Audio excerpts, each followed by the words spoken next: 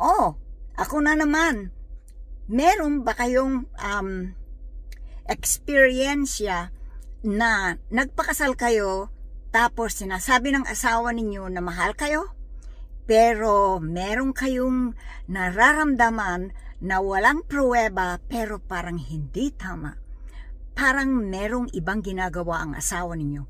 Remember, meron kayong natural na aura na nakakapakiramdam ng hindi mabuti sa mga kilos ng ibang tao. Kilalanin ninyo ang tao, kailangan marunong kayong manghusga o mag-judge. Di ba pag namamalengke kayo, pinipili ninyo kung ano yung pinakamagandang prutas gaya ng kamatis, tapos yung bulok, ayaw ninyo, di ba?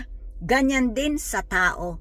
Kailangan press ang mga tao, maganda ang aura, at ang may problema o masamang tao, kailangang ihiwalay.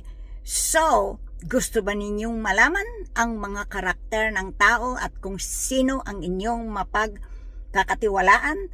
Lalo na bago kayo mag-asawa o bago kayo makipag-date. Message ninyo ako. Merong kurso para malaman ninyo ang mga karakter ng mga tao.